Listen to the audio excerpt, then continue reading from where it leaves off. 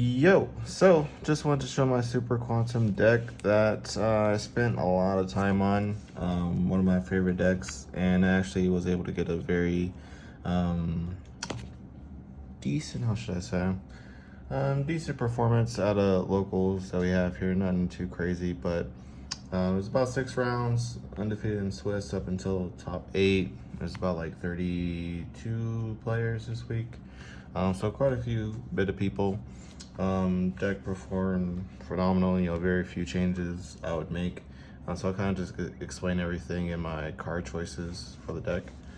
So let's get right into it. So the first card is the best card in the deck, the card that gets everything started. This is the Super Quantum Fairy Elephant. Basically what Elephant does is best effect is actually that he's able to level modulate to where he become any level of a face-up monster that's on the field. Well, obviously you have to target a Super Quant monster for that level modulation, but the next best effect is he's able to tribute himself to reveal 3 Super Quant cards, and you randomly choose one to special summon. We'll kind of get into their individual effects later, but that essentially gets your entire engine going, getting your plays started. The unfortunate aspect of it is that, there's the RNG obviously, but, you do play cards to kind of ensure that, that does still come out good. Next card is the next best card in the deck, the White Layer. Pretty much the reason why I even picked up the deck, because this man just has so many effects. So first effect is that he is a free special summon. You just send a non-super quant, or excuse me, a non-light super quant monster from your field or hand to summon himself. Once he does hit the field, he can send a quant monster from your deck to the grave to copy their level and attribute, which comes up in a plethora of ways. And next best effect is when he goes to the grave, he's able to search your alpha so you can get your play started. So pretty much makes the deck, and he has his corresponding mech shit that we'll get into. Next card is the Red Layer, which you would remember from Infernobles, but it gets its most usage in this deck. So first effect is once it's summoned, you can add back any Super Quantum card from your graveyard to your hand. It can even add itself back if it's in the graveyard, which is insane. You can add any Super Quant cards, so you can add back your field, XYZs, anything to recur your resources back, so super recursive actually. Once it does go to the graveyard, just needs to be sent to graveyard, it can revive any Super Quant card, so that could be the XYZ, that could be these, that could be Alphan. The unfortunate part is their effect is negated, but it's still good just for that extra body. And next card. Blue Layer, which is your searcher of the deck. It's unfortunate that the deck itself only really has one searcher, but Blue Layer can search any Super Quant card, whether that's normal or special summoned. Best part about it is it is a level 3 psychic, so I'm sure you can imagine what other cards we'll have in here given that. Next best effect is when it goes to the graveyard, you can shuffle back any Super Quant card from your graveyard back into your deck. So you can recur your resources that way. As you can see, that is very recursive because you want to put back your White Layers, Alphans, and everything else once you pop off Alphan's effect again. So you can keep doing that every turn. The next card, I only actually played 2 of this card. This is the Green Layer. This one is just not really quite as good as the rest of them. You don't really want to see this in your opening hand, by him, because he doesn't do anything by himself. He's only really shines when you have blue, white, or alpha in hand along with him. In a vacuum, he's terrible. But his first effect, like I said, when he's normals or special summon, you can summon another Quant monster from your hand. And when he goes to the graveyard, you can send a Quant card from your hand to draw 1 card, which does come up very good, or pretty often when you want to send a White Layer from your hand to the grave to draw 1, and then search often off of that effect. So there's quite a few things that you can do with it, especially if you have multiple field spells or something in your hand and it's just kind of clogging up. So it kind of gives you more resources for that. But I just played two. I was actually only playing one for a long ass time, but it did kind of come up where I did need a second one. So, but I wouldn't play three just because it's not the best one. You only really need two. Now for the extenders, we'll just play a few just to make sure we get into the Great Magnus. And the best extenders in the deck is the Dangers. These are really good because obviously their levels match up with any of your mechs. You have the 7 and the 2 3s, and they each get each other out. If you see one, you're going to see the rest of them. Obviously, Nessie gets to Jack, and then Jack gets to the Tsuchinoko, or vice versa, however you need to do it, depending on what levels you need to make your XYZs. But if you have Nessie, it's essentially full combo down there because this is going to give you all the discard fodder that you need with the field spell. So you pretty much have to run the Dangers. And the deck was honestly insane when we had more Dangers, but we really needed the Master Rule revision for the deck to actually like take off. So I just play these because the other ones suck. So, and I don't really need the level 4 with the Dangers they get because of the next card that we have. Next card we have is our Parallel Exceed. This, in my opinion, is the best level 4 extender. Even though you make XYZs, you can very easily get into a Link monster, so we'll explain that. But best part about this is that it obviously becomes level 4. You summon another level 4 from the deck, so this allows you to make the rank 4 mech ship without discarding a card from your hand for the field spell. And so it's like the best card to give you extra materials with Great Magnus. So honestly, I wouldn't even cut this card. It's super good. And if you don't use it for the mech ship, you just make a Beast Dweller and just shut out other decks anyways. So that's good. That's pretty much it for like the actual like monsters. I do have like hand traps. So obviously we just go with Ash Blossom, was generic hand trap. Quite a few other hand traps I was playing in this beforehand, but we always keep Ash in just because it's generic. What more can you say about the card? Next card.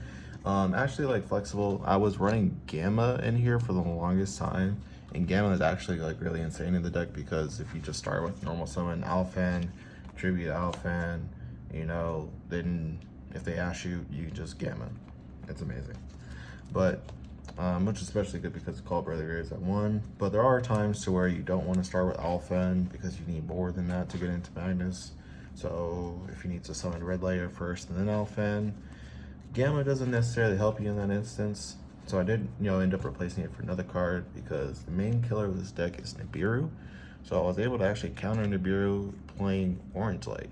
It's like a nice like tech card I was able to place in this. This comes up so much, it's actually insane. Because your Alphan and your White Layer are all fairies, and you'll have one of these in your hand every turn.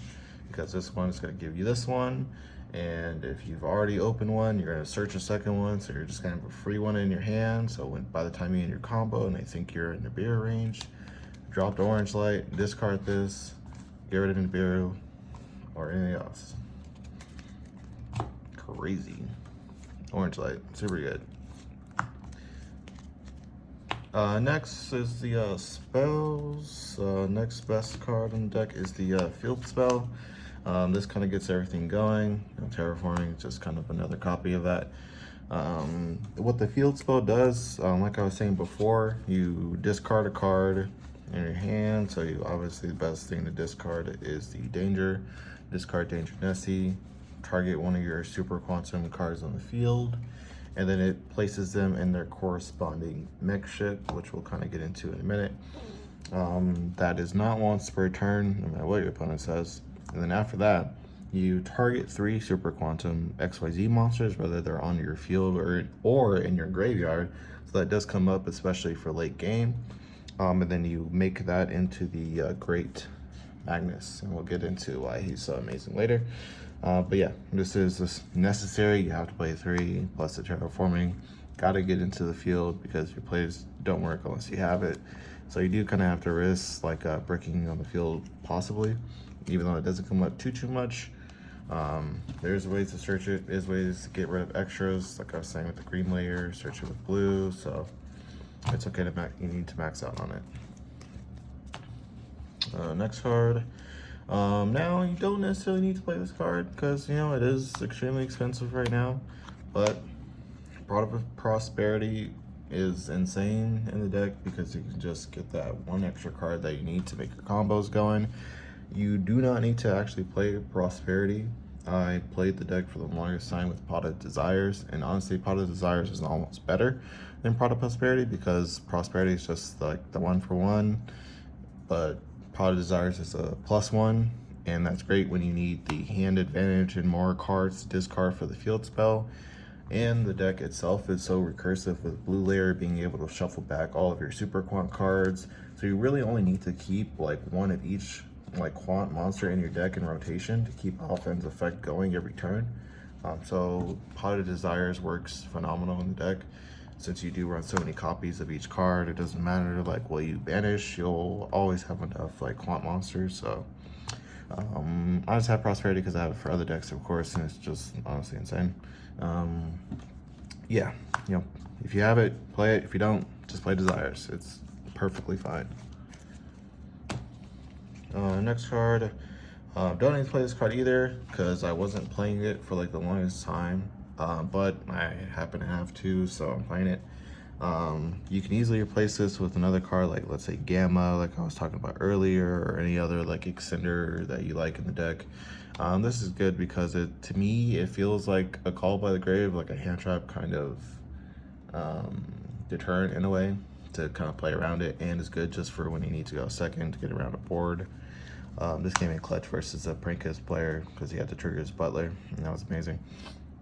But like I said, you can replace it with plethora of things, like Reasoning is another card I was thinking about playing in this deck. You can also play the Performage, Damage Juggler, and Trick Clown because you can discard Damage Juggler, use that to search Trick Clown, and that gives you like 2 extra discard fodder, just like Nessie in the level 4. So lots of options you can play instead of this card. You don't need to play Talents, but if you got it, play it. Next card, Call by the Grave because it's amazing. It's at 1. Yeah, just really good 1-ofs. Monster Reborn, obviously. E-Telly, because like I said, blue layer is a level 3 psychic. You know, if you got the ulti, play the ulti. That means you'll see it. Really good 1-ofs there. Next is just 1-for-1, so you can get into your Alphen, and then Fullest Burial, so you can also get into your Alphen, because most of the things I do with this is send white, search Alphen, keep going, or you can send any of your other super quad monsters to get their effects on activation. So really good when you want a specific effect to happen that didn't get triggered off Alphen or what have you. So that's it for the main deck. Solid 40 cards. Pretty solid. Very few changes I would make to the main, but we'll see. Next, on to the extra deck, which is kind of my favorite part because there's a lot of few things that I have in here that I really enjoyed. First things first, of course, is the mech ships themselves. So we'll start with the blue one. This is Grand Pulse. I got this in German Ultimate, but essentially it's like a Tornado Dragon. Its effect is when it doesn't have materials, it can't declare an attack, so that is unfortunate. But you can target any super quant monster on the field and attach it as material. When it does have blue layer on as material, its effect is a quick effect. So that's how you can have interruption on your opponent's turn. If you just decide to end on your XYZs, you don't always have to push into Magnus. You quick effect, pop a spell and trap on the field, so that does come up if you want to like pop Meltdown or anything like that. Schism, whatever, you know, it comes up. So that's a really good effect. Next is the green one, the Erebus. This one's pretty good because it's a DD Crow, same effect to attach a super quant monster. Not a DD Crow, I'm stupid. Basically, it's like a Book of Moon, where you can put any like monster target face down defense position. So that's pretty cool. Not the best thing, but you know, it does come up against like Zodiacs or just anything like that. So it's a good option there. But like I said, they have to have the green to have the quick effect. So I don't usually end on something like this, and I just use it to make Magnus, but The possibility is there. These are the two best ones in my opinion, the white and the red one, so I run 2 of each. Just because it does come up and I tend to banish one off for prosperity anyway, so it's good to just have multiple copies of it. Free prosperity banish, or just more things to get into, because if you make Magnus, chances are these are going to be stuck under Magnus, and you're gonna want to detach your quant monsters for their effects. So we'll get into that in another second. But like I said, these are the best ones. This is essentially a quick effect veiler. You know, once you have white layers material, you target a monster, face a monster on the field, negate that monster's face up with effects until the end of the turn. So that's really good. Comes up a lot. 2700 body, super strong. This rank 5, essentially it's just a quick effect, destroy one face up monster on the field. So that comes up quite a bit. One thing this really does is this card outs window so much, mostly just because you'll special summon red layer. You know, they don't end on window. They'll summon window in response to like your special summon. So you just special summon this, but like, okay, because it's an inherent summon. You know, get the field, turn it into the mech shit. Now it's stronger than window because it's 26. You just run it over. Insane. Other than that, the quick effect pop is really good as well. So that's why we run multiples in case we want to have it alongside of Magnus or something like that. And the big man himself, Great Magnus. This card is absolutely insane. It's really hard to think of another boss monster that's as good as Great Magnus. So his effect reads is that if this card is sent to the graveyard, you can special summon 3 super quantum mech beast monsters, different names from your graveyard, so it has a recursion effect. But the main usage is to essentially stack materials on top of this. So I'll get into a test hand to actually see how the play works. But what you want is to always have 6 materials under this guy, using the field to kind of overlay all of your ships on top of them, because it's, you know, Voltron or Power Rangers. And the more materials it has, the more effects that it has. So the best effect obviously is when you have 6 materials, because they cannot add cards from the deck to hand by card effects. So they can't Desires, they can't Extravagance, they can't Alistair, nothing. It's like what Colossus wishes it could be. Not only that, is when it has 4 materials, just 4. So when it has 4 materials, it's unaffected by card effects, except super quant cards like the Spell and Traps that suck. Unaffected by card effects. Everything not touching this card. 3600 attack. Unaffected by card effects. You can't drop with it. You can't Dark Ruler. Nothing. Next effect is when it has 2 materials. It's a quick effect, non-targeting. Shuffle 1 card on the field into the deck. So you can't even get over this with Dragoon, because what is Dragoon gonna do? It's gonna try and pop it. Too bad. Unaffected by card effects. Shuffle back because it doesn't target, so I'll shuffle back Dragoon. You can't negate with Dragoon because it's unaffected by card effects. You can't run it over with Dragoon because it's 36. And even if you do, I'm just gonna shuffle it away. Insane. And every time you do shuffle it away, you'll have super quant monsters as material. So for example, if you have white layer under it as material, you detach that, you get white layer's effect on your opponent's turn, you shuffle your Alphan, gets to your hand, and then what do you know? If you have an orange light in your hand at the same time, then you have the fairy discard fodder for your orange light, and you can negate a monster effect on your opponent's turn as well. So lots of synergy in the deck with the card choices. I've mulled over it a lot. And with the deck, honestly, there was only 1 turn to where I wasn't able to make Great Magnus. And I pretty much lost like almost every die roll. I think I won like 1 die roll that day. So Great Magnus is absolutely insane. There's no real need to play more than 1, because people will see this because they don't know what it does. And as soon as they read it, they're like, oh, it's unaffected. All right. Oh, I can't add. Okay, game 2. And that's pretty much how most of the games go. So that's it for the Super Quantum XYZ. So now just kind of like generic, like good support cards. Like I said, you make a lot of you can make rank 4s with parallel, so we obviously run Abyss Dweller. Next we run, actually I'll just go into the links, those are kind of better. So links, obviously you want a gravity controller because you run a lot of XYZs. You can just put them in the extra monster zone, and you use this for parallel exceed. So you can link, get the summon there, go into the rank 4 XYZ, and that'll actually have 3 materials. So that's already like half the materials you need to go into Magnus.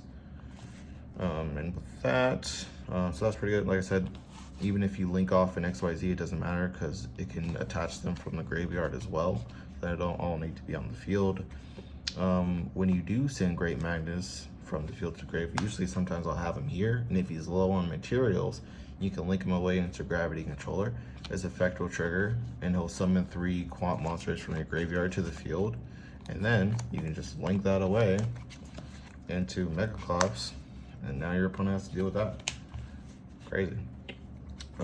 Just more generic links, IP Unicorn, because I needed a generic link 2, and unfortunately IP is like the best generic link 2 that there is. I'm pretty sure this card's cheap right now since it got reprinted, but yeah, I really need to have a generic link 2. And then you can't really play IP without Unicorn, no real point.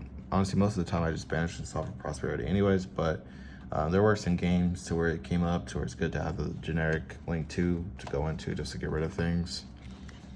Next card is kind of like, honestly, like my next favorite part of the deck. I know I said it like 3 times already, but really nice tech I discovered for the deck is Nightmare Shark, going into Downard and then Zeus. Obviously, Nightmare Shark is actually so insane because its first effect is that when it's special summon, you can attach a level 3 or lower water monster on your side of the field to it as material. So it allows you to gain additional material. Best thing I've been able to do with this is white layer. When you send a blue layer from your deck to your graveyard, it becomes a level 3 water. So it allows you to go into Nightmare Shark along with it.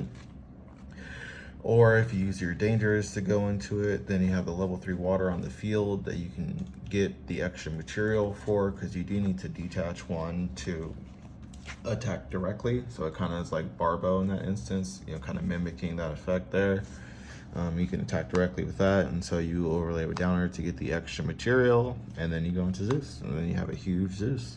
Another thing you can do with Zeus is obviously if you have like a low Magnus that's like less than 4 materials, because honestly I wouldn't get rid of him if he's not less than 4 materials because the unaffectedness is amazing. But if he is, then you just have a huge Zeus that can activate his effect like 3 times on just the one attachment there. So it comes up a lot. That's it for the main and extra. Very few things I would change about the extra. I think it's like pretty solid. I may like change out like IP and Unicorn because like I said, I didn't really like play these too much. I don't really like the Super Quantum Link 3 because I feel like you have to burn too many resources to go into it, and every time I even try and go into it, I can't even make Magnus, where if I didn't go into it, I can.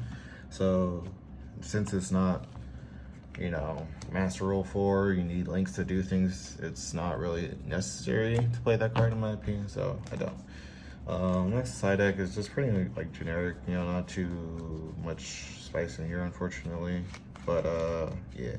I played Anti-Spell just to kind of, you know, play around the Invoke decks and just generic hate,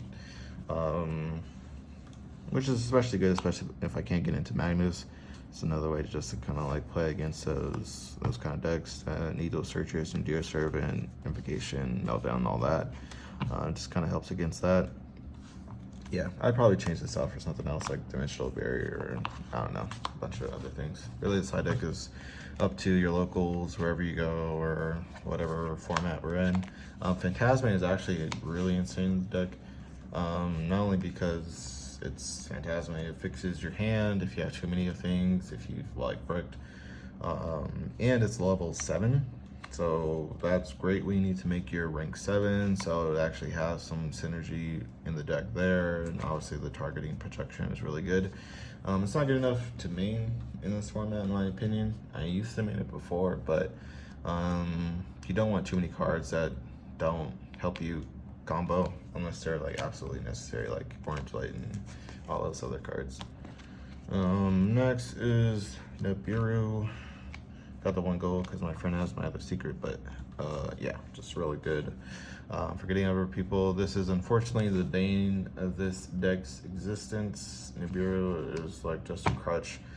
Game 1, just go for Magnus, man, because if you win the dice roll, just go for it. Game 3, you got to be conscious of it. If you really want to do well, you know, you can't just, they got it. So that's kind of why I was adding in the orange light to play around this card, because it's honestly a killer for the deck. It's just, I haven't really been able to find another way to play around it besides orange light. So if you have any ideas to play around this card with this deck, you let me know.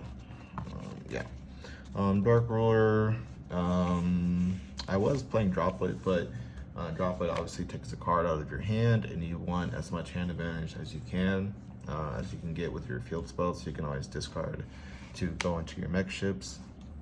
So I play Dark Ruler just for that reason, and it pretty much does like the same thing you want Droplets to do anyways, so yeah. The next is just generic like back row Cosmic Duster. I probably would play like 3 Cosmics to be honest, but you know, Duster is just too good not to play, so yeah. That's it for the deck. Like I said, not too many changes I would do. I was kind of thinking about playing Shade Brigadine, but it's not good in a vacuum, you know, by itself. And I have like other level 4 extenders like with the parallel, so yeah. I think the deck did really well. I'll probably keep playing a little bit, add a couple things. But yeah, honestly, the deck really shines when there's not kaijus in the format. You know, there are some people playing kaijus with Godala and things like that, but most of the time you're able to just, yeah. All right, thank you for watching, and have a good one.